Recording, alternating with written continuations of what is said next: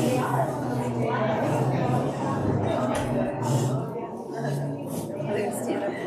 everybody's standing up. Yep. Hi.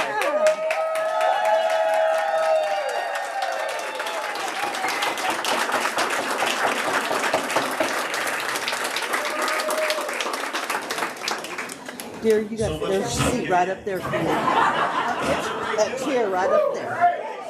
I don't know if any of you know, I do a daily radio show for WGR. I don't know if some of you might listen to it yet. I had to hurry here. You could have scheduled this like 15 minutes later. I had to stop. I got stopped 3 times by cops. They didn't stop me. Steve, do I stop? I've seen it. You can turn it off. That's how I spend my free time. Thank you. So I can tell, like, absolutely no Bills fans.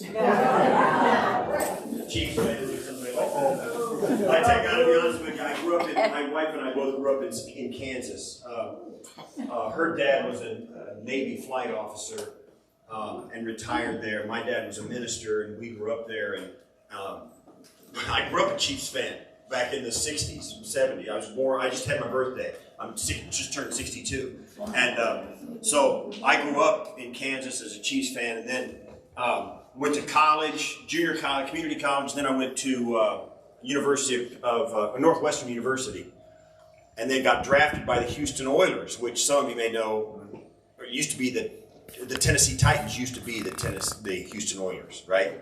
So I got drafted by those guys. So when I got drafted, I have 3 older brothers and my mom and dad. My mom and dad are still with us, and my 3 older brothers all doing good. So when I get drafted by the Houston Oilers, man, they had all the gear, right? All the Houston Oiler gear. They had, they were like from the word go. They had never watched an Oiler game before in their lives, but then I played 1 year for Houston, which was great. I enjoyed it, and a lot of great guys down there.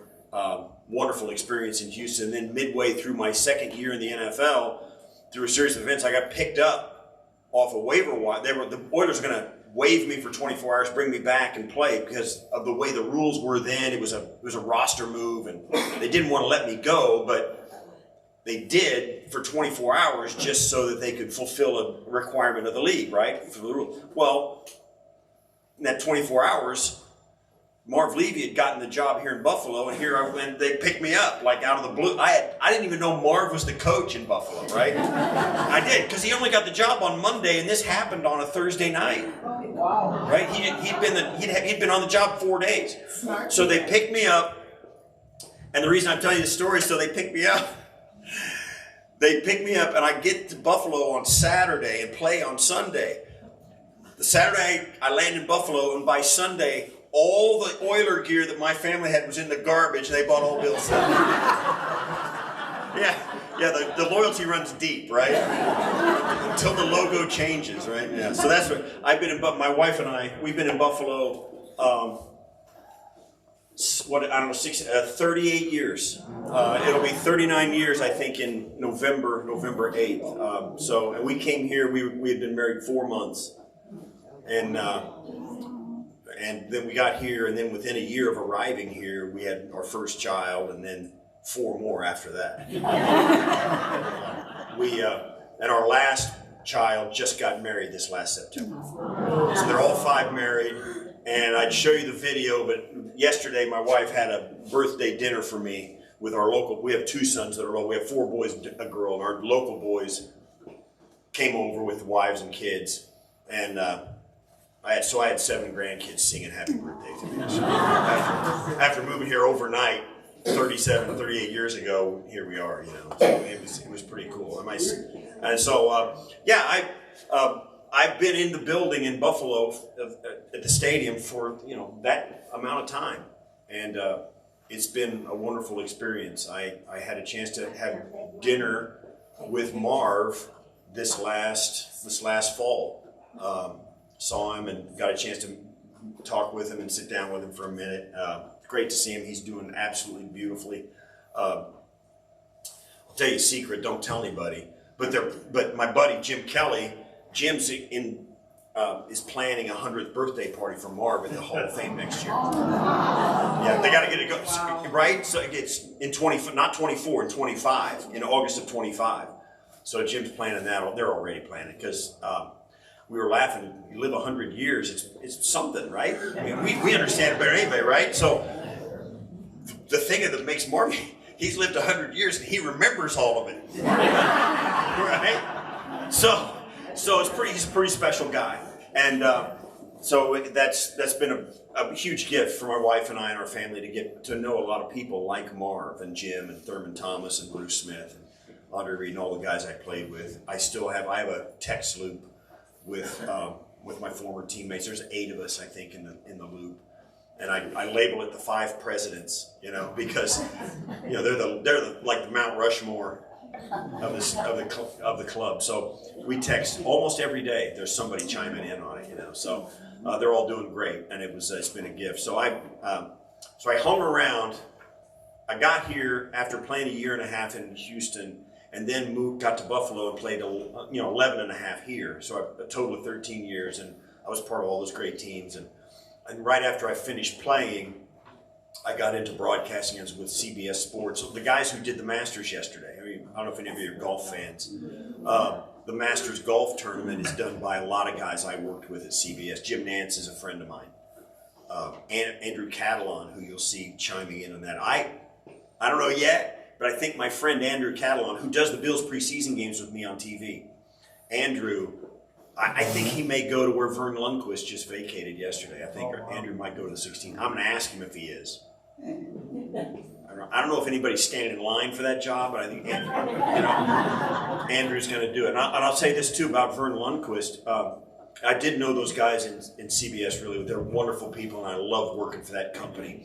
And they did the PGA, the major championship, the PGA golf tournament in Rochester when Sean McKeel won it with the great shot on number 18 where he hit it to that far. And then Sean McKeel, he's an unknown guy, and he won the PGA. During that tournament, the regular golf crew for CBS did it. Vern Lundquist was a part of that, and David Faraday was a part of that, and all these, Nick Faldo, all these guys were a part of that. And I was walking around the course because the Bills had a presence there, as a part of the fabric of the community. We had a tent and stuff, so I spent some time there that week.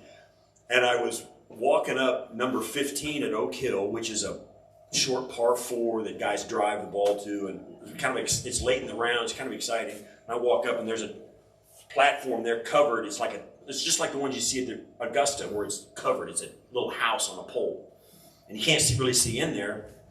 And I was walking by, and there, going up the ladder, was Vern Lundquist, and I knew him from CBS and doing football because he used to do football as well. And he goes, "Hey, Steve, how are you?" And we chit-chatted for a minute, and I thought, yeah, wow, Vern Lundquist doing golf, right? This is awesome. And he goes, "Hey, what are you doing?" I go, I'm kind of here for the Bills. I'm kind of just tooling around. And he said, "Well, if you don't have anything to do later, you can come up and sit with me." I was like, "Really?" "Yeah, if you don't have anything to do, just come on back." And I go, "Okay." So I left for like 5 minutes and came right back. And I sat next to Vern in the 15th tower at Oak Hill for a while. And what an incredible experience. Wonderful people in the broadcast industry that I've gotten to know and do. And then after 21 years with CBS, I came back to Buffalo, and I'm working for the team. And I came back just at the right time, right? I mean, I took my co-host, Chris Brown, who is a gem of a dude, said, if Josh keeps playing like this, they're going to get 2 pet rocks to do this radio show. They don't need that. Right? I mean, the team's playing like they're playing with Sean and Brandon Bean and Josh and all these dudes. I mean, they don't even, we just sit back and take phone calls, and we don't do anything. It's been kind of like that for this crew. And it's going to be like that again this year. They're going to be great again. Josh is going to come out and be spectacular, and they'll love him, and you'll love him, and it'll be fun. So we'll see. They've been good enough to go to and win the Super Bowl for about 3 or 4 years, and you just can't, you got to play well on that last day. That's the way it's about. It's not, there's no magic potion or anything. You just got to play good on that day. You're good enough. You got to play good then. It gets harder because the other team's pretty good too, but you're good enough. You can beat them, and when they will. I mean, I believe they will. This crew will do it with Josh and Sean and Brandon. They'll be good enough. So that's kind of where I'm at. I like I said, I just had my birthday on. I can see retirement on the horizon, and I'm looking forward to it. Maybe a little too much. and it's been a wonderful time. When I, like a lot of people who come to Buffalo, there's not too many of us who retire to Buffalo. Let's be honest. Most people leave, right? Everybody leaves, right? Goes to Florida, they go to Texas, they go whatever. You know, we came here and felt like we'd cut into a slice of heaven, and we've been here ever since. We've never desired a second home in Florida. We've never wanted to, not even a lake house over there, you know, in the Finger Lakes. We're kind of lifers here. Two of our 5 children live locally in Eastern. Well, we live up in EA, right over in EA, straight west, and 2 of our boys live right there with 7 of our grandkids. Our daughter, well, we do have some. It doesn't work well when you have a bunch of kids like we did. 2 of them live local, and they're the ones with most of the grandkids. Then the other 3 have to live in places we like to visit, right? So our son and his wife, brand new wife, they just got married in September. They live in Boston, Massachusetts, and we just spent Easter with them. It was fantastic. And then the other one, his wife, they live in New York City, right in Manhattan. So we go spend a weekend in the city, you know, and then get out. Right? It's great. We love visiting. And then a third one, our only daughter, she had 4 brothers, you know, me playing football, and so she was a little bit of a princess. But it was a savage kingdom, right? So she lives in Anchorage, Alaska. So she went there.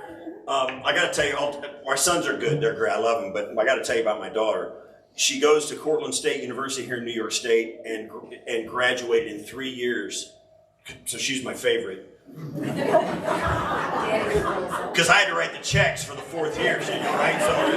So she's my favorite. She graduated in 3 years with an outdoor recreation management degree and a concentration in leadership, right? Leadership, right? Because she got 4 brothers. She goes to Alaska and she's on a 12-week internship. She graduated in spring of her junior year, but to get her degree, she had to do one last little internship. So all her classmates put in for like 25 internships. She put in for 1 and got it, and it was in Anchorage with Alaskan Alpine Adventures, right? So she's got a 12-week internship. She's going to go up and spend time taking tourists out into the wilderness of Alaska. If you're not familiar with Alaska, it's the size of the lower 48 in the United States, west of the Mississippi. And there's only 1 million people up there in that vastness, right? So she's up there like that. So she's up there, she goes up, it's gonna be great. Good luck, honey. So 2 weeks later, she calls us, and she calls my wife, and she goes, get Dad on the phone. So I'm like, you know what that, I'm like, oh no. So we get on the phone, and she goes, oh, I think I found my spot. I go, yeah, you say nice.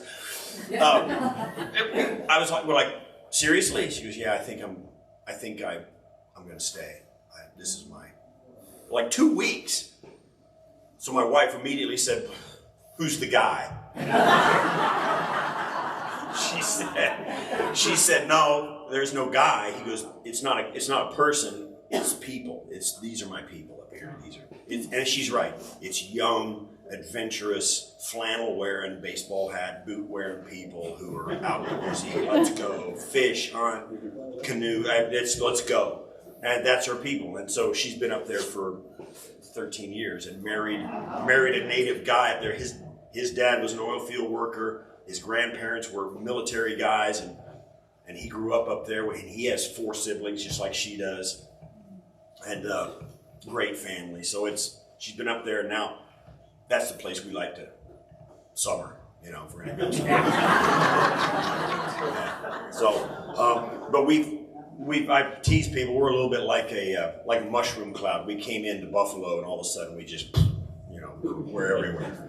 So Buffalo's been so good to us and our family, my wife and I and our family, and yeah, we have no plans to leave. Even when I retire in just a handful of years or whenever, it's we're gonna be lifers here. Now, she wants to travel quite a bit. She likes to go and do stuff, and I'll do it with her. But yeah, you know how to. Well, you got these. Yeah, we all have these decisions to make, right? We'll do it. It's gonna be fun. We have loved Buffalo, and I know you can appreciate this. Buffalo has loved us back, so. Yeah, it's like that for us. So I'm happy to be here. Thanks for having me. I just came in. I like to do Q&A. If you have questions that you want to ask me about the team and about me or my what I do, and I don't know. By the way, I do the West Her thing too, right? Okay. For people younger than us, I'm the West Her guy. Not the guy on the TV, right? I'm the West Her guy. And I'm very proud of that. I got to be honest with you. West Her has been an example for me of how to do business. And I know they're used car dealer. They're car dealers. They are wonderful people at the top. And I always, and it's hard too because they sell thousands of cars and stuff. So it's hard to get it right every single time. And people, being the spokesperson, once in a while people come up and say, "Hey, I had a bad experience here, Donna. It didn't go out well for me." And I always say, "Listen, just give them another chance. They will work hard to get it right." And so that's my West Her plug. I love those people over there. I really do. And if you haven't had a good experience, give them a chance because they really work hard at it. I know it for a fact. And it starts from the very tippy top all the way down. So they've been great to us too. And I didn't know this, but last Christmas they gave me a present. For 16 years of doing, I was like, it's been what? How long? 16 years. So this will be my 17th full year of doing the West Her ads for them. It's been fun, so fun. So, yeah, and I work for the Bills. I work for West Her, and we kind of trudge along. I've always loved up until the point where I haven't had it. I always loved the off season because when I played, obviously we had an off season. And when I worked for CBS, I only worked during the regular season, and I always had an off season. And now that I'm working for an actual NFL football team, I don't got no off season anymore. We've got a radio show that we do all day, every day. We did it today. Our question today was, what trait should the Bills look for in the draft this year, in a draft prospect? What trait should the Bills look for in a draft prospect this year? And we had every answer you can imagine. Every answer you can imagine. Most of them want them taller than me. The West Her ones, they all are. Right? Yeah, all the West Her. Yeah, the West Her cutouts are all this tall. I'll tell you, this is how good it is. West Her. So they were going to do these cutouts, right? I didn't know. They said we're going to use your photo, and I was like, fine. What do I care? So they do this photo shoot. They take all these photos, and then before they release all the cutouts, they go, "Hey, the cutouts are here. We got one for you." I go, "Awesome." They're going to give me one, one of my own cutout, which is just, for those of you who don't know what I'm talking about, it's a picture of me cut out, and it stands up like there's a person standing there. You know what I mean, right? You've seen them if you've been in a car, you know what I'm talking about. They give it to me, it was this tall. It is a joke. Now, the real ones, they're all real ones. The ones they use are this big, so people see it. But the one they gave me as a joke was this tall. So that's a great relationship with those guys and the team as well. Today was the first day that the players, the team was back in the building. They've been off since January, and now they have voluntary workouts. And Josh and all those guys were back in the building today, tooling around, working out, and doing all that stuff. So it's fun to see them back in. I remember those days when I was playing too. You go through the season and those guys work really hard, and they hurt because the game's so rough and physical. And you know as well as anybody. You get up and it's like, that's the way it is for these young guys. As big and strong as they are, they hurt, and they hurt. They do it together. They do it for each other. We're trying to win games and we're all hurting, but let's go. And so there's a real camaraderie, a real affection for each other. When somebody endures pain for you and for both of you, you kind of have, kind of start to love them a little bit, right? So that's what these guys are at. And today was the first day where all those guys got back and said, hey, you know, and they're all feeling good now, right? So it was a kind of a fun day around the building to see all those guys back in. And they're going to have another run at it this year for sure. For sure. Yes, you have a question? Yeah. Being an ex-special teamer, do you think we're going to be hurt by this new kickoff rule and everything? Well, you know, I was talking. Yeah, It's different. I've seen it on the USF or the XFL, USFL, and other leagues that have tried it. And in fact, the NFL asked the XFL if they would do it. Say, hey, can you try this and see if it'll work? So they did. And what it'll look like is what I'm seeing is they kick the ball off. And, you know, back in my day, you know, everybody was running towards it, and then he kicks it just as you get there, and we're all running down, and it's everybody just huge amount of area. Guys are running. It's like a herd of animals, you know, right? So now it's going to look almost the same way at the very end of the play. So all the running and all that's all cut out. You're all going to be down there. He kicks it, and when the guy catches it, then everybody else can start playing. But the moment he catches it is as soon as you can go. Then not everybody's, then like me, guys like me, we're not going 1,000 miles per hour. We're just trying to pick up speed and get to the guy. So it's less of a collision play.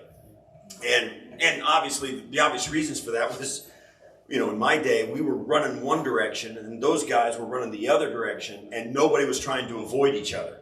I mean, we didn't care. And we had I use the phrase, we had a very underdeveloped sense of self-preservation. So we would go in and crash into each other, and, you know, concussions were commonplace. And now the long-term effects of that are starting to show up in ways that we didn't anticipate, and they had not been examined before, and they're taking steps toward alleviating that. And so the NFL does just about, they get about every single issue correct. But sometimes it takes them a little time, you know. But they're big, you know, they're huge. So, and they got a lot of things they got to think about before they change rules and stuff like that. And they got a lot of smart people doing it. So, yeah, but yes, guys like me, I don't know if guys like me will benefit from it or be hurt by it. It's too early to tell. But if you can play football and you want to do it, they'll find a spot for you, I'm sure. You can make a way for yourself. I mean, I did. And I was a pretty unlikely candidate. So, Steve? Yes. Question on the Western program or ads that you do with Josh. Yeah. Some of them look pretty funny on TV. How many takes does it take to get one right? We do it a couple of times, and I'll say this too. We shoot. There's probably, I don't know, all told, we've probably done 15 different commercials together. Maybe over the course of the 4 or 5 years we've been doing it, 3 or 4 years we've been doing it. We've probably done 15 or 20 commercials. And we shoot all those commercials, the new ones, we shoot all those commercials in 2 days. And we'll do it in like May or June. In May, like coming up in the next 6 or 8 weeks. We'll shoot them all over 1 day. Now, when I used to do this, the ads, it was just me. When I was doing it, it was just me. It would be me, and they'd have a makeup girl, Cherry. She would do makeup for me and she'd buy the clothes that they wanted us to wear, and then she'd outfit me. So she did that. The guy who wrote all of it, you know, the writer for Western, the creative guy, then the ad agency, Bob with Buffalo Advertising, and then the camera guy. So there's like 5 of us. Camera guy, then the ad agency, the Western guy who wrote it, and the makeup girl and me. So there's 5 of us. And we would do tons of commercials together, and we would knock them out. We would do like 7 commercials in 4 or 5 hours. We really cranked. We were on it, right? We're real pros. Then Josh came into the picture. So I show up for this commercial shoot, and Josh is going to do it. There are more people than this. All of a sudden, every Western employee wants to be at the commercial shoot. So it turns into 150 people, and there's all it's catered, and they got a green, and they got an area to lounge around in. They got, you know, I'm like, dude, what? You know, that's just the way it is. But Josh, I'll say this too. We did our first commercial shoots with Josh. We were in a studio, so there weren't that many people there. And you could tell right away Josh was really good at it. He's a smart kid, has self-aware, he's got some acting chops. He can get outside of himself and be somebody else for a moment, you know. Really good at it, and it goes fast. It goes fast. Even with Dawson and Dion, those guys are really sharp too. Those guys are pro ball players. Never get the credit for being as smart as they are. Those guys are right on it. They're smart. They get it. They can play it up or play it down, or you know, like we did an ad that made me laugh when I saw it where they were all in disguise trying to decide if West Her was really as good as they say they are. So they all went undercover as employees, and they were all dressed up in all this garb and something. Obviously, it was hokey, but they pulled it off. It was great, and we had some fun with that. We had some fun. So, when Josh does those ads, that we crank them out pretty much, but we'll do it over and over and over again to try it different ways so that it lands just right on the audience. So and that's why they're so good. These guys are, and that's what we've done for years and stuff.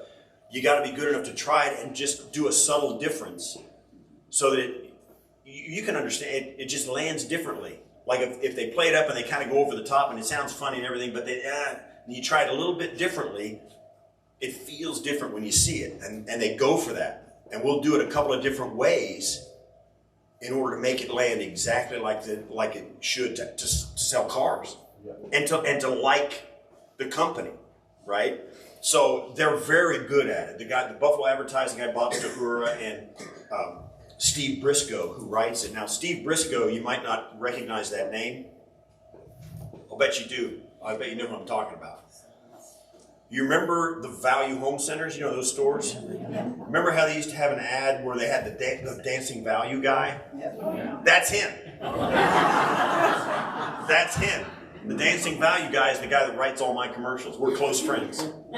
He was a Hamburg guy, and he was a stand-up comedian, did all that. Now he lives out in Arizona and all that with his wife, and he's got his boys, and he's a grandpa and all that stuff too. So but very professional guys. Steve has worked as a stand-up comedian. He's been a writer. He writes screenplays. He's very experienced and very knowledgeable. And so, and it's a very much a collaborative effort. So we'll do a lot of takes with Josh and those guys, but not because we screw it up. Sometimes we start laughing and, you know, and we'll mess it up and say, oh, we got to do it again. You know, that kind of stuff. We'll do that some, but they'll also do a lot of takes just to make sure. And also too, Cherry, so you got to do it again. I don't know what, and she'll come out and she'll go, now do it again. That, you know, because this was like this, you know, it was like this, and they don't like that, so pull that down and make it look nice. Now do it again. It's true. So she was in a commercial with Sarah was in a commercial with me too, and the spit take. Did you see it? Okay, we're doing one where I'm in a dream as an old man. So it's like 3 years. So I'm an old man, and I'm sitting in this chair, and I'm dreaming, and she wakes me up. Is that the one? It's not It's a different one. Oh, that's right. Okay.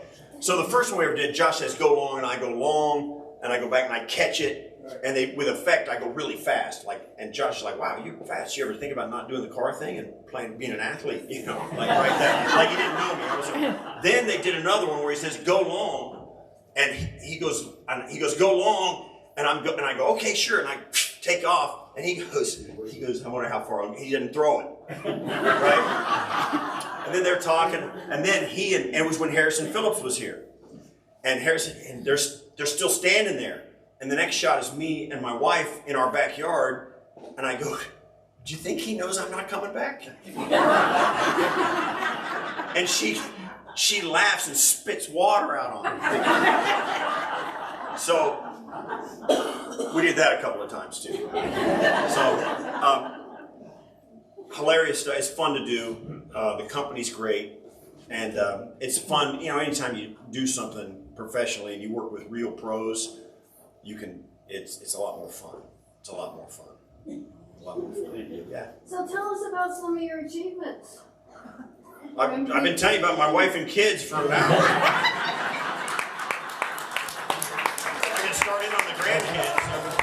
grandkids are a little young to achieve yet. But it was fun. It was that group of guys I fell in with, and I tell people this all the time. I walked into the room on that Saturday night that I got picked up. Was the night before Marv's first game as head coach. His first game was my first game as Bill. And so I walk in and I didn't know any. I knew one guy in there. And a team meeting, and I don't know if you're like this. If you've been in here before, and I don't know whether you sit in the same spots all the time. But it's like it used to be in the old time church. When you go to church every Sunday, that family sat there, that family sat there, you know, that lady sat there. And, you know, so you had your spot. Well, at team meeting night before game, you can imagine these guys are all superstitious, right? So they all have their own spot. I didn't have a spot. So I sat way back there. I just found a spot and hid out. So I'm way back in the back, and Marv gets up and he starts talking, you know, about how great this is going to be. And you know, you can tell when he gets up in front, you know, Marv was awesome. He just captured the room, and he was inspiring, and he was encouraging, and he just gave us as a team everything we were going to need from a head coach. He was prepared, and he had confidence in us, and gave us the idea we could have confidence in him. And that we had confidence in our game plan, and we're going to be able to play well, and you know, that kind of thing. It was really, and the room was, he captured it, and you could feel those guys, you know, kind of sit up in their chairs and go, "Wow, this is going to be awesome. All right, let's go play," kind of thing. And he says, and also we're going to get better right away on special teams because we picked a guy up from the Houston Oilers, Steve Tasker. He's a good player. He's going to cover kicks for us tomorrow. Steve, stand up. So these guys are like, "Wow, this is awesome. New player, new coach, new direction. Who is this guy?" So they turn around, and a 5'9" white guy stood up. You could feel the disappointment. So, but that was my first experience with a team. Was back in the back corner, and I've never been so humiliated in my life just because of the way I looked. It was me, you know. I had no place to hide, and so I was like, you know, I couldn't sit down fast enough. And so, you know, over the course of the next 11 and a half years, that crew, some of the bones, Jim Kelly was in the room, Bruce was in the room, and Andre was in the room, and Marv was in the room, and Bill Polian was in the room. So there was 5 guys in the Hall of Fame from that. And I walked into it. And I tell people to this day, me getting picked up by that team in that moment was exactly like winning a lottery. Exactly like getting a winning lottery ticket. I'm still cashing paychecks from winning that. That's exactly what it was. And me being a part of that. And I'll say this too. A lot of my success was because I flourished in the environment that those guys gave me to flourish in. The great players, superhuman players. Bruce Smith was the all-time greatest pass rusher in the history of the National Football League. Jim Kelly was the toughest, best quarterback this town had ever seen up until the time we get Josh. And Andre Reed was the first and best slot receiver of all time in the NFL. Those guys, you know, and then you get Cornelius Bennett and Thurman Thomas, and like, oh my gosh, you know. Then we really, you know, we picked up steam. And those guys creating an environment, guys like I could flourish in. So I was happy to be on the team, worked hard to contribute. I wanted to contribute because those guys were working so hard to contribute. Those great players were the hardest working guys. So I wanted to join them. And that's what Marv always told us leadership really was. It's not about getting people to follow you, it's about getting people to join you. And that's the way that our environment was. And a lot of my, what do you call them, accomplishments were due to the fact that I could flourish in that environment. And that's, you know, it's no more complicated than that. Yeah. 2 of your former teammates both aren't with us anymore, but I'd like to talk about both of them if you could. And I think they were 2 of the best players that nobody knew they were that good. One was Mark Pike and Ken Hall. Yeah, I thought was tremendous at special teams. Mark Pike was the best big man special teams player of all time, no, without question. And he was a tremendous human being, lovable, and even as a 30-year-old professional athlete, as innocent as the day is long. Just a sweetheart of a guy. Yeah, I love Mark Pike. We were close friends. When we were playing, Mark and I were buddies. I admired him. He was 11 years or 12 years. I think he was 12 or 13 like I was. I think he might have been 13, just like me, but he played a year longer.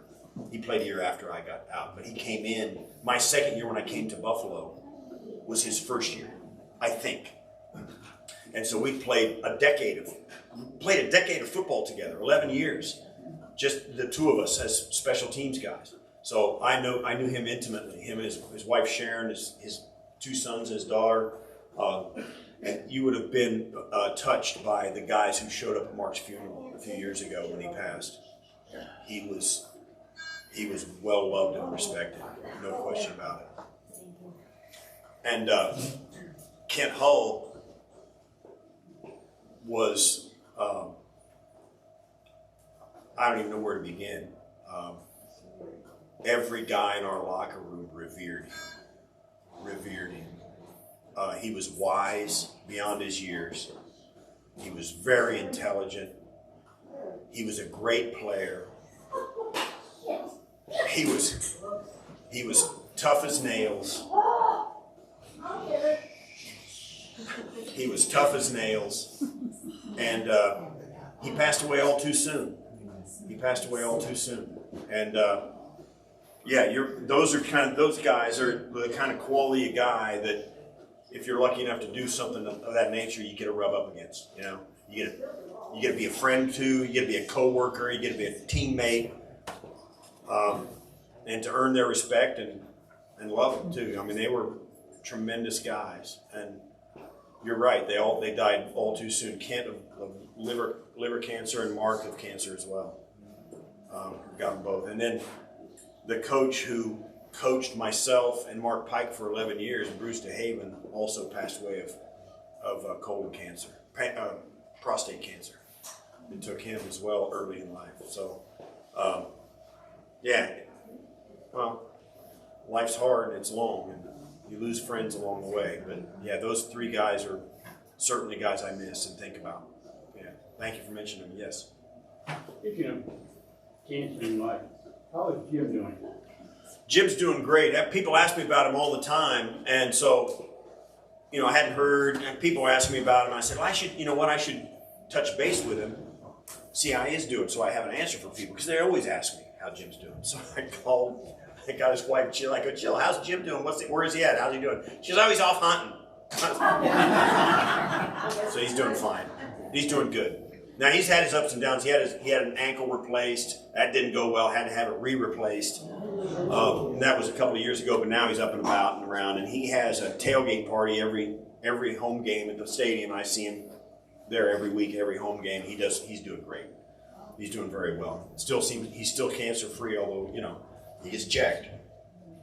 He's cancer-free, but he's got some miles on him, So, I mean, it's not the years, it's the mileage, right? For all of us old guys. I mean, he was in a bunch of car wrecks, and I don't mean actual car wrecks. I mean, getting sacked, and getting hit, and getting banged up. So it takes a toll on us as we get older. So, yeah. Yes? So, first thing, I'm a lifelong season ticket holder. I want to say thank you for the memories, which ties into, 100% should be an Hall of Fame, which I know you always kind of push it off when you're on the radio, but 100%, you should be in the Hall of Fame as a special teamer. Well, thanks. But my question is, I think there's a story, your last game, a ref I got tossed. against the Packers. Yeah. I don't know if everybody knows that, I do, but Okay. you spoke on the radio. All right, so I had a nice career, right? So, and I retired, and Jim was doing the game at home. We had 2 games left, and we were not going to the playoffs. And so we had a home game and an away game. And in the home game, Jim was going to do it for NBC. And he goes, I'm telling everybody this. Because I had given out to close buddies that I was not going to play. It was going to be my last year.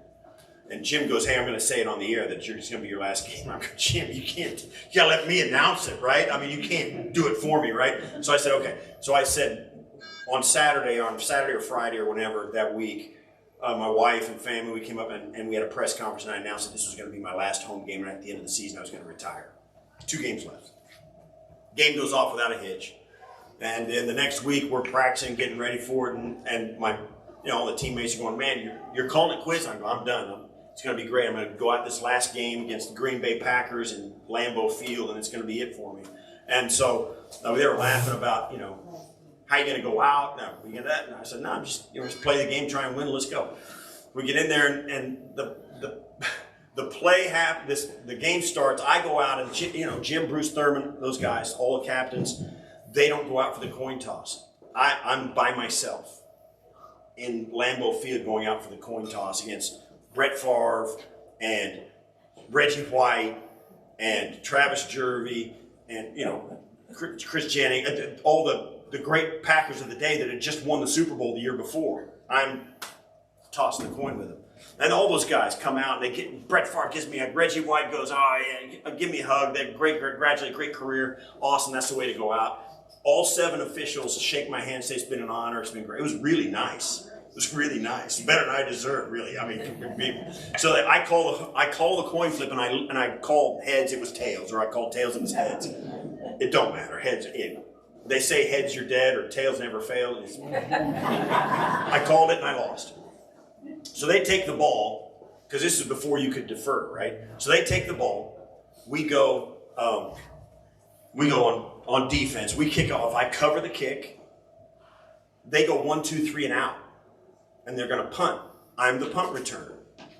And this is, like I said, 1 kickoff, 3 offensive plays, and this is the punt. So it's the 5th play of the entire game. They punt it. It goes over my head, and I have this thing. You have this thing called, you have a call that you make, and you scream it so everybody can hear you. It's called poison, which is a symbolic word meaning stay away from it, right? You hear a poison call, it means our team treats the ball like poison. He gets away from it. So I call poison, and one of our guys hears it, but the ball bounces, and it bounces right at it. And he ducks it, and he just misses it. And the ball goes into the end zone, and then a Packer runs in and scoops it up and grabs the ball I thought the play was over, and the official gives him a touchdown. That's what I said.